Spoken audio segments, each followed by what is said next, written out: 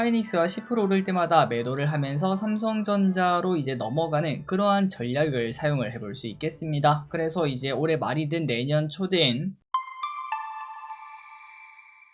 네, 안녕하세요. 주식은 역시 기리기리새 기리이십니다. 안녕하세요, 기리분들. 자, 또 이렇게 한 주가 끝나게 되었고, 그리고 지금 보니까 9월달에 증시가 그렇게 안 좋다는 이야기가 많았었는데, 결국 통계는 통계일 뿐, 현실은 다르다라는 걸 증명하는 한 달인 것 같습니다. 자, 오늘의 공부도 빠르게 한번 해보도록 하고요. 그리고 이 영상은 수수료 한국도 미국도 무료인 메리츠증권의 슈퍼 365 계좌와 함께합니다. 이번 기회에 꼭 만들어서 수수료 무료로 투자하는 기회를 놓치지 마시기 바랍니다. 같이 공부하시죠. 렛츠 기릿. 첫 번째입니다. STW 2배 상승으로 상장. 이름값 했네요. S2W 좋습니다. 공모주 분위기가 좋은 흐름을 나타내고요. 참고로 이 친구는 빅데이터 AI 관련으로 이를 바탕으로 사이버 안보를 지키는 기업이라고 하죠. 최근 들어 이제 해킹 사건이 많다 보니까 더욱더 관심을 받은 것 같습니다. 자, 앞으로도 더 좋은 기업이 되길 바라고요. 저길이 또 오늘 바로 매도해서 13,000원 이상의 수익을 냈어요. 기리분들 전부 다 축하드리며, 그리고 오늘까지 청약하는 명인제야 이것도 청약하셨죠. 전부 다 용돈 계속 챙기시면 좋을 것 같습니다. 다음입니다. 오늘의 주인공 누구냐? 바로 로봇이죠. 그 중에서도 로보티지가 그 주인공이라고 말을 해볼 수 있겠습니다. 진짜 미친듯이 올라가는 모습을 확인할 수 있는데요. 올해 들어 거의 10배거 근처까지 오는 로보티지, 결국 유상증자가 강력한 매수기였다는 걸 확인할 수 있습니다. 자, 그렇다면 로보티지가 오늘 갑자기 또 이렇게 오른 이유가 뭡니까? 바로 로보티지가 로봇손을 직접 개발해서 오픈 AI에 공개를 했다는 소식이 등장하면서 올랐는데요. 사실 로봇에서 뭐 다른 것도 다 중요하겠지만 로봇손이 진짜 중요하죠. 그 로봇이 정밀한 작업을 다 할 수 있는지, 나중에 그 과일도 자르고 채소도 잘라야 되는데 그러한 것들 하려면 당연히 정밀한 손이 필요한데 이 로보티지가 거기에도 뛰어들었다고 합니다. 참고로 지금까지 로보티지는 액추에이터 기업이었죠. 그런데 여기서 로봇손까지 해결해주는 기업으로 변신하게 되면은, 기존에 로봇손 하면은 원익홀딩스밖에 없었던 거 기억나시죠? 우리 지난번에 공부했었습니다. 그런데 로보티지가 그것까지 커버한다고 하니까 기업 가치가 당연히 높아지는 걸 쉽게 생각해 볼 수 있습니다. 자, 앞으로도 로보티지의 겉토양 나왔기 때문에 추가 상승까지도 기대할 수 있겠네요. 자, 그리고 로봇주 이제는 좀 많이 올랐다 뭐 그렇게 생각하시는 분들도 많으실 것 같습니다. 만약 그렇다면은 ETF로 접근할 수 있겠죠. 사실 뭐 예전부터 계속 말했던 ETF인데요. 라이즈 AIN 로봇 ETF와 타이거 차이나 휴머노이드 로봇 ETF, 이 또한 야 이것도 많이 올라서 못 사겠다 뭐 그런 생각이 들 수 있지만, 이런 식으로 ETF로 접근하는 방법도 사용할 수 있습니다.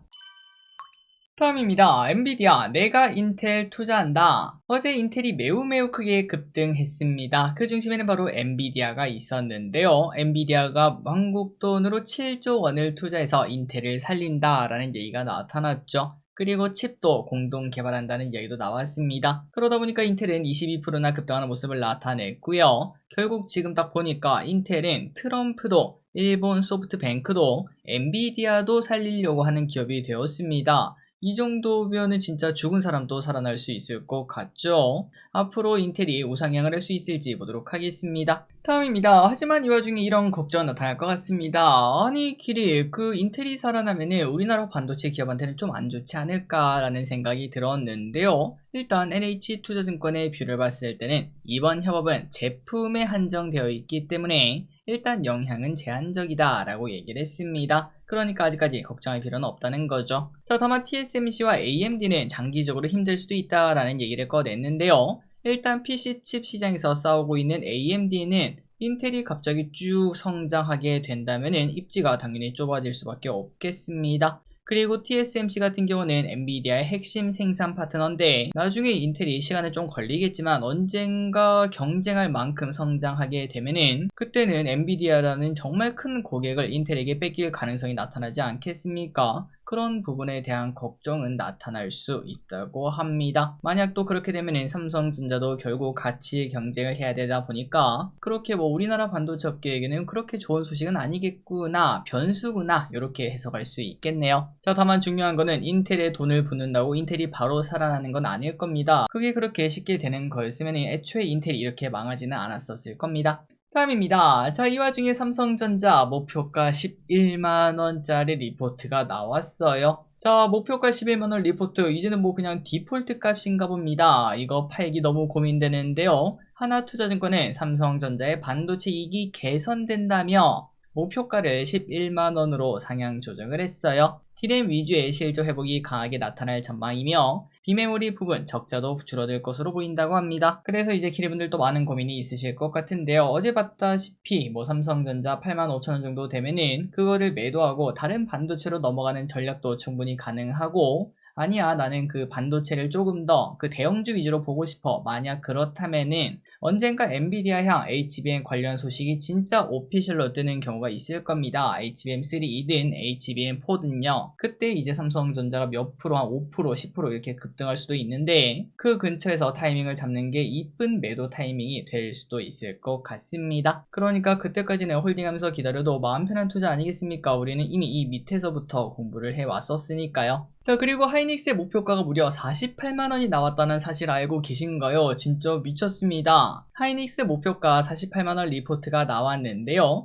SK증권에서 AI 사이클 내 고점 수준인 PBR 2.3배를 반영해서 나온 목표가가 바로 48만원이 된다고 합니다. 지금보다 한참 더 오를 수 있다는 거죠. 지금 반도체업계는 AI 서버 중심의 투자 확대에 힘입어 수요 전망이 높아지고 있으며 공급자 우위 사이클이 장기화될 것으로 보인다고 합니다. 그리고 하이닉스는 이미 HBM이 잘하고 있기 때문에 갑자기 시장이 뺏길 걱정은 아직까지 안 해도 될 것 같고, 그리고 HBM4에서도 결국은 선두 자리를 계속 유지하지 않겠나, 이런 뷰가 나온다고 하네요. 자, 다만 결국 나중에는 삼성전자가 언젠지 모르겠지만 언젠가 따라잡긴 할 거예요. 그때가 되면은 이 친구는 힘이 빠지는 시기가 분명 나타날 겁니다. 그렇기 때문에 주가가 점진적으로 올라갈 때마다, 그러니까 지금 일단 하이닉스 뭐 예를 들어 100만원으로 투자한다면은 삼성전자 50만원, 하이닉스 50만원 이렇게 투자하다가 이제 앞으로 계속 주가가 올라가지 않겠습니까? 하이닉스가 10% 오를 때마다 매도를 하면서 삼성전자로 이제 넘어가는 그러한 전략을 사용을 해볼 수 있겠습니다. 그래서 이제 올해 말이든 내년 초든 삼성전자가 HBM 시장에서 이제 자리를 잡는다, 이런 얘기가 나올 때 하이닉스는 약세를 나타낼 수도 있는데, 그런 부분도 이런 방법으로 대응이 가능하겠구나 라는 전략도 고민해 볼 수 있겠네요. 일단 지금은 반반 들고 가는 게 맞는 것 같고요. 자, 다만 SK증권은 최근 들어 급등한 건 또 사실이기 때문에 단기 급등은 주의할 필요가 있다. 이제 왼쪽 주봉 차트에 뭐 답이 있지 않나 싶습니다. 이렇게 급등하다가 오른쪽으로 기다가 급등하다가 오른쪽으로 기다가, 그렇기 때문에 신규로 사고 싶다, 그렇다면 오른쪽으로 기어가는 부분을 노리시면 될 것 같고요. 지금 들고 있는 분들은 뭐 걱정 없이 들고 있거나 아니면 조금씩 매도하다가 다시 떨어질 때 매수하는 그런 전략도 사용은 해볼 수 있겠습니다. 다만 제 경험상 4848 하다 보면은 결국은 오히려 더 손해를 보더라고요. 그냥 쭉 들고 가는 게 맞지 않나 라는 생각도 드네요.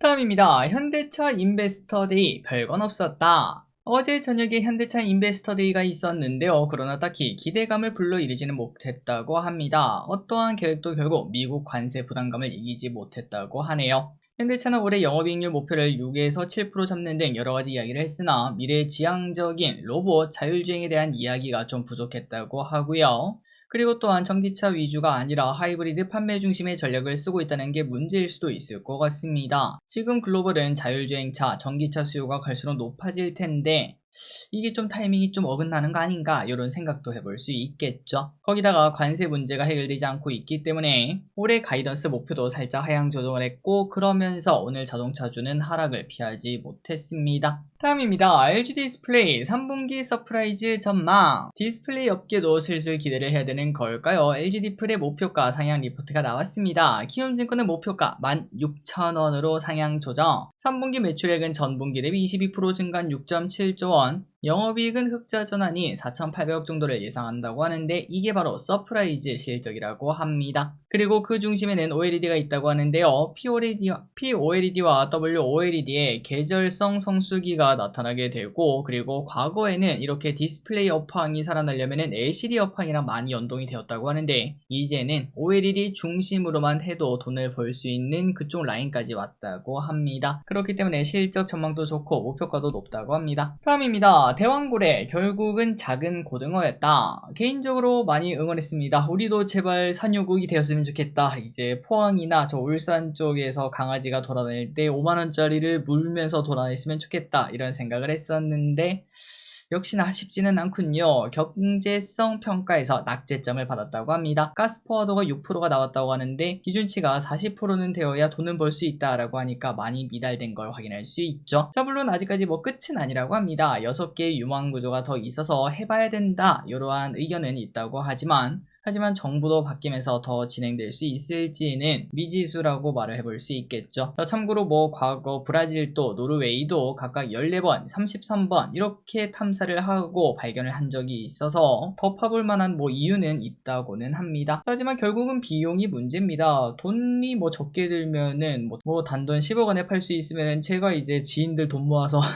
제가 파겠죠. 하지만 그 정도 돈으로는 택도 없고요. 정부 예산까지도 없다 보니까 민간 투자를 받아서 진행을 해야 된다고 합니다. 참고로 이번에 1200억 원의 예산이 사라졌다고 하는데 앞으로 어떤 식으로 진행될지 볼 필요가 있겠습니다. 다음입니다. 주말에 또 비가 옵니다. 지금 갑자기 저 아래쪽에서 태풍이 3개 연속 생긴다고 하네요. 그러다 보니까 오늘 밤부터 또 비가 내릴 수 있다고 합니다. 태풍의 이름은 미탁, 라가사, 너구리로 연달아 발달했다고 하고 다만 우리나라 쪽으로는 안 온다고 합니다. 일기예보 잘 챙기시고요. 갑자기 또 추워지고 있습니다. 바람막이 꼭 챙기셔서 감기 조심하시기 바랍니다. 다음입니다. 한미약품 소식을 보도록 하겠습니다. 최근 유럽 당뇨학회가 진행되면서 경구용 비만 치료제, 먹는 비만 치료제에 대한 관심이 높아지고 있는데요. 그러다 보니까 오늘 비만 치료제주가 상승하는 모습이 나타나고 있네요. 한미약품의 상승세도 지속되고 있는데 이번 당뇨학회에서 한미약품은 HM15275 비만치료 3중 작용제, 그리고 HM17321 근육감소 부작용 완화 비만약 후보 물질, 마지막으로 HM101460 경구용 비만약 후보 물질, 이렇게 3가지를 발표할 예정인데 여기에 대한 기대감이 나타나고 있다고 합니다. 다음입니다. 요즘 외국인은 약국을 갑니다. 자, 요즘 약국에서는 외국인 관광객을 많이 발견할 수 있다고 하는데요. 아니, 외국인 어디 아픈가? 라는 생각이 들죠. 그런데 아파서 가는 게 아니라 쇼핑하러 간다고 합니다. 약국에서 파는 기능성 뷰티템을 사기 위한 거라고 하는데요. 한국에 대한 관심이 높아지다 보니까 이제는 약국까지 가는 걸 확인할 수 있네요. 그 중에서도 리주올, 저는 처음 들어보는데 이 크림이 필수템으로 가장 인기가 있다고 합니다. 예전에 이제 창고형 약국 그런 게 생겼다는 소식을 본 적이 있었는데 그런 것들이 나중에 관광지 근처에 많이 생기겠구나, 혹시나 내가 그쪽에서 일하고 있으면 그걸 좀 빨리 하면 돈을 벌 수도 있겠다, 이런 생각도 해볼 수 있겠습니다. 자, 마지막입니다. 반도체 공부해야겠죠. 오늘은 이제 반도체 산화 공정에 대해서 한번 공부를 해보도록 하겠습니다. 자, 어제 우리가 공부했던 거 기억나시나요? 웨이퍼를 만드는 거 공부했었습니다. 웨이퍼는 이제 몰에서 온다는 것부터 시작해서 동그란 웨이퍼가 만들어지는 것까지 공부를 했었죠. 그렇다면 이제 그 다음에 웨이퍼의 산화 공정을 입혀야 되는데 그 부분에 대해서 설명드리도록 하겠습니다. 자, 사실 반도체는 웨이퍼 위에다가 빌딩 건물을 한 층 한 층 쌓아가는 과정이랑 비슷합니다. 그런데 그걸 그냥 막 올리다가 서로 뭐 합선되거나 빌딩끼리 뭐 부딪히거나 뭐 그렇게 되면 안 되겠죠. 그래서 누설 전류가 흐르는 걸 막고 웨이퍼의 표면을 보호하기 위해서 이렇게 산화라는 공정을 거치게 됩니다. 자, 그렇다면 산화가 뭐냐? 그냥 쉽게 생각해서 녹슨 거라고 생각하면 됩니다.